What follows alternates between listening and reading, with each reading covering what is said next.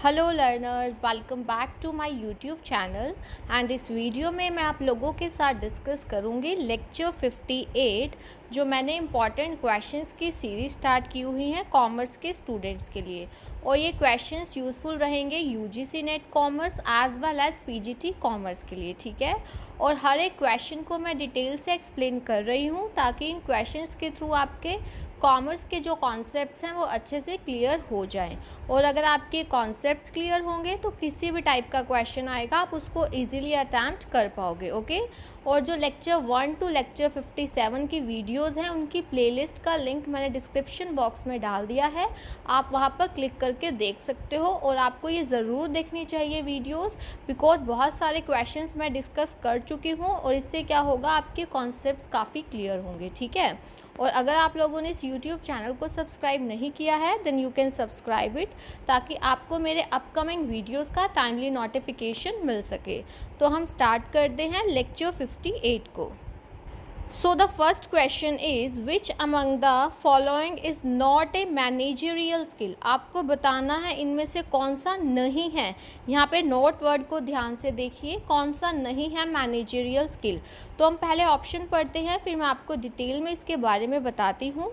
First आपको दिया हुआ है कॉन्सेप्चुअल स्किल्स, फिर है टेक्निकल स्किल्स एंड थर्ड है ह्यूमन रिलेशन स्किल और फोर्थ है नन ऑफ दीज।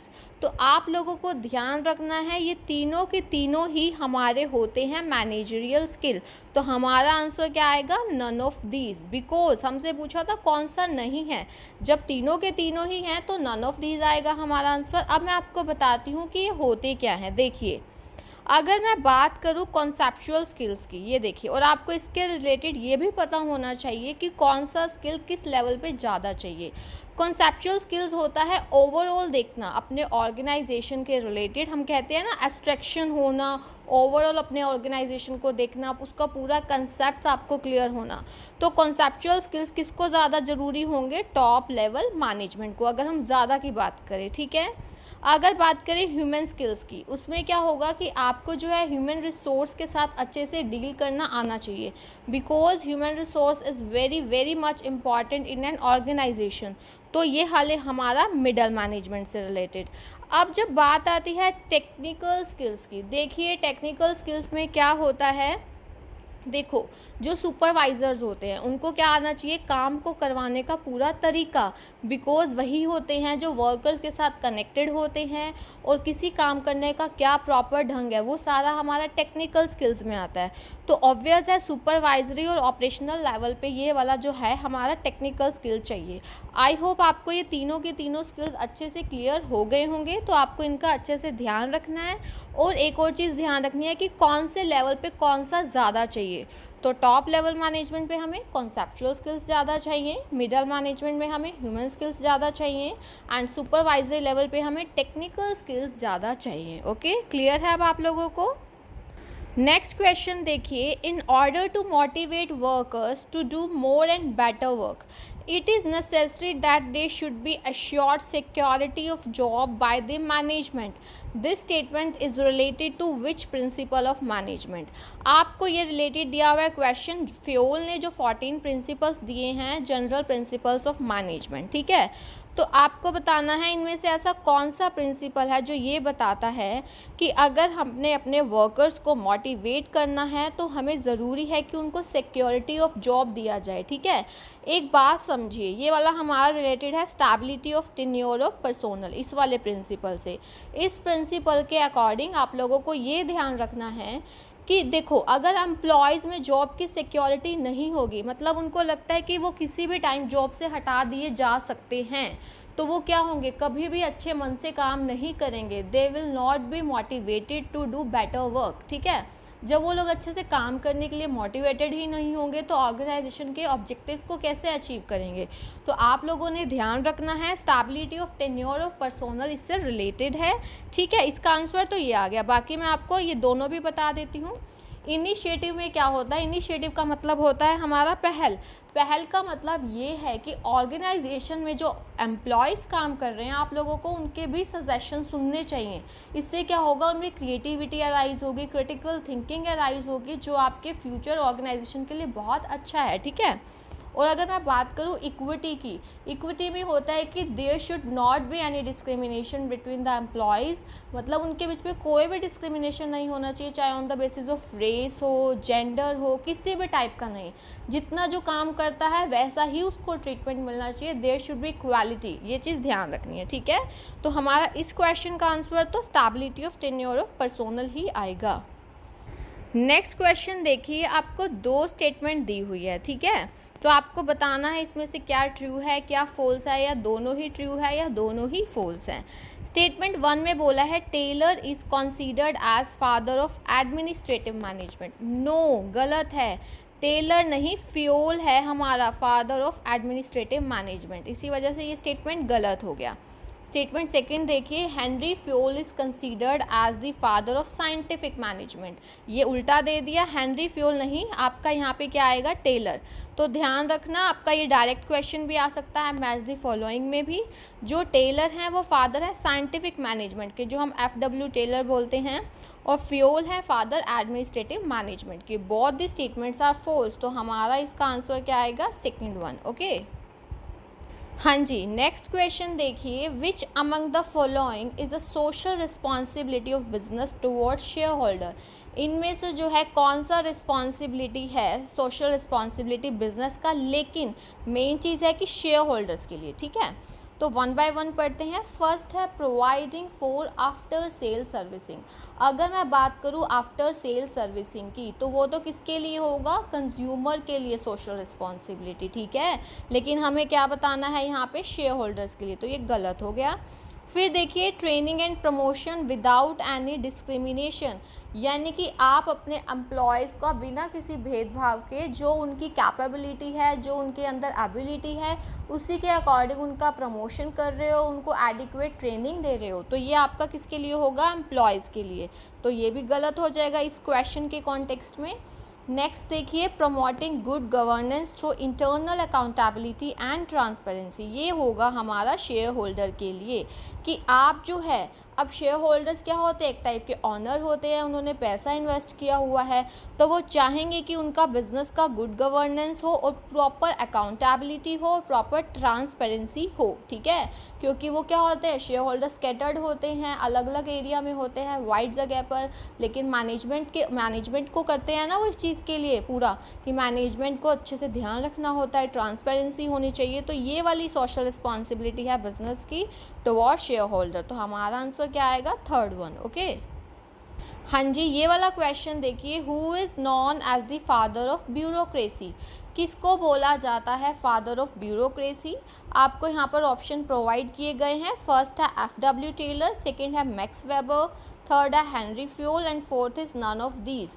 तो इसका आंसर आप लोग मुझे कमेंट सेक्शन में बताओगे कि who is known as the father of bureaucracy, okay. Next question देखिए, on the basis of sources policies can be divided. अगर हम बात करें सोर्सेज की, तो पॉलिसीज़ को कैसे डिवाइड किया जा सकता है।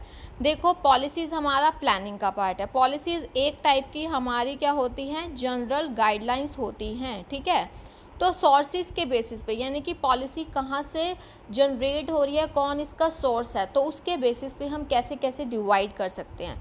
फर्स्ट है आपका ओरिजिनेटेड, सेकंड है अपील पॉलिसी, थर्ड है इम्प्लाइड पॉलिसी एंड डी है ऑल ऑफ दीज। तो आपको मैं 1 बाय 1 इनको बताती हूँ, फिर हम इसका आंसर देखेंगे। देखिए, अगर मैं सोर्सेज के बेसिस पे बात करूँ, तो ये तीनों की तीनों ही हैं हमारी policies on the basis of sources, तो हमारा आंसर तो डेफिनेटली ऑल ऑफ दीज आने वाला है, लेकिन आपको इनके बारे में अच्छे से पता होना चाहिए। ओरिजिनेटेड पॉलिसीज़ तो वो होती हैं जो स्टैंडर्ड पॉलिसी एक फर्म बनाती है, ठीक है। अब उन्होंने ऑलरेडी जैसे गाइडलाइंस बनाई होती हैं कई चीज़ों के लिए, तो वही हमारा ओरिजिनेटेड पॉलिसी। अब बात आती है अपील्ड पॉलिसी की। अपील्ड पॉलिसी समझिए, देखो इसके नाम से ही पता चल रहा है अपील में क्या होगा। फॉर एग्जांपल देखिए कि एक जो है सेल्स मैनेजर जो है, उसके पास ये उसको गाइडलाइन है कि आपने कितना डिस्काउंट देना है, 2% कैश डिस्काउंट देना है। लेकिन एक जो है उसको जो कस्टमर है वो ऑफ़र करता है उसको कि मैं आपसे बहुत ज़्यादा बल्क में परचेज़ करूँगा और आपको कैश में भी पेमेंट दूंगा, बल्क में परचेज़ करूँगा, लेकिन अगर आप मुझे 2.5% यानी कि अगर आप मुझे 2.5% डिस्काउंट दोगे, ठीक है। अब इस केस में क्या है, सेल्स मैनेजर को अपने ऊपर जो उसका सुपीरियर है उससे पूछना पड़ा इस चीज़ के रिगार्डिंग। अगर उसने उसको बोल दिया कि हाँ आप ऐसा कर सकते हो, तो ये उसके लिए एक प्रॉपर फ्यूचर में उसके लिए गाइडलाइन होगी, लेकिन उसके लिए उसको अपील करना पड़ा अपने सुपीरियर को, ठीक है।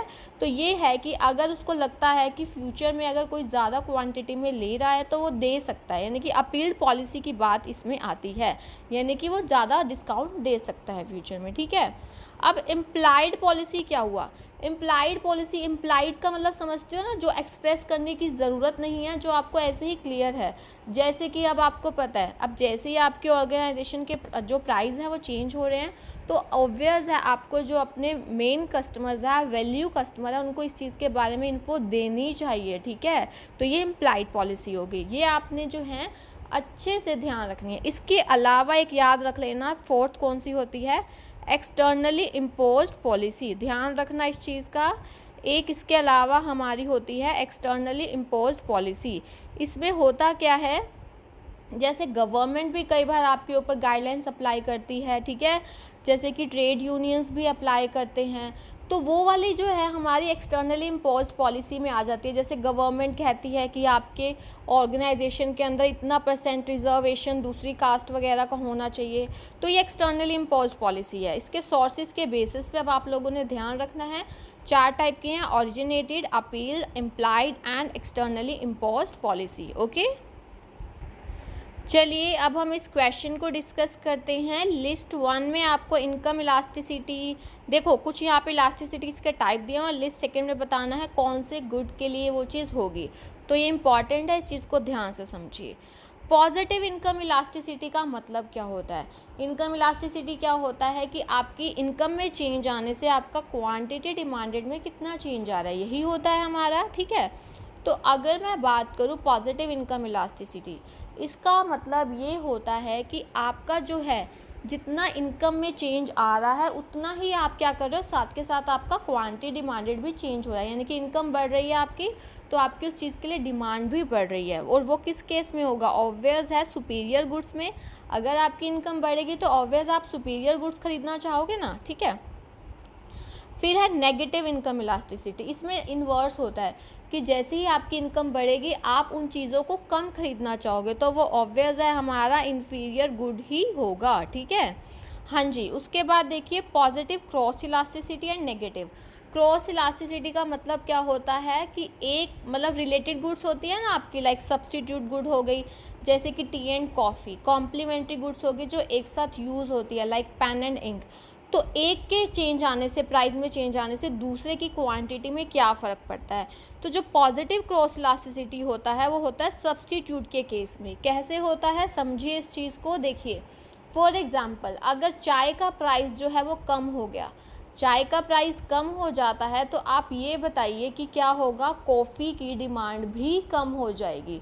चाय का प्राइस कम हुआ, माइनस हो गया, कॉफ़ी की डिमांड भी कम हो जाएगी। ऑब्वियस है लोग चाय ज़्यादा खरीदेंगे, तो नेगेटिव नेगेटिव हट के पॉजिटिव ही हो गया, तो ये आपका इसमें हो गया। अब क्या बात करते हैं नेगेटिव क्रॉस इलास्टिसिटी की, उसमें होता है कि सपोज़ आप ये देखिए इंक का प्राइस हमारा कम हो गया, इंक का प्राइस जब कम हो गया तो पेन की डिमांड ऑब्वियस है बढ़ेगी, तो प्लस माइनस यहाँ नेगेटिव रिलेशनशिप होता है, एक का प्राइस कम होगा तो दूसरे की क्वांटिटी बढ़ेगी, ठीक है, दूसरे की डिमांड बढ़ेगी। लेकिन जो सब्स्टिट्यूट था उसमें क्या था, अगर आपका एक का प्राइस बढ़ रहा है तो दूसरे की जो डिमांड है वो बढ़ जाएगी, ठीक है। तो आपने ध्यान रखना है नेगेटिव क्रॉस इलास्टिसिटी कॉम्प्लीमेंट्री के केस में और पॉजिटिव सब्स्टिट्यूट के केस में होता है। तो इसका प्रॉपर मैच देखिए, पॉजिटिव इन एक इसके साथ मैच हो रहा है आपका फोर्थ वाले के साथ, यहाँ वाला आपका बनेगा देखिए नेगेटिव किसके साथ, इन्फीरियर के साथ, पॉजिटिव क्रॉस इलास्टिसिटी सब्स्टिट्यूट के साथ एंड नेगेटिव क्रॉस इलास्टिसिटी आपका कॉम्प्लीमेंट्री गुड्स के साथ। तो ये कुछ इंपॉर्टेंट क्वेश्चंस थे और आपके साथ डिटेल में मैंने डिस्कस किया है, ऐसे ही आप लोगों के साथ और वीडियोस डिस्कस करूँगी, ठीक है। Thank you so much, keep learning and have a nice day. और अगर आपको कोई भी डाउट हो then you can ask me in the comment section.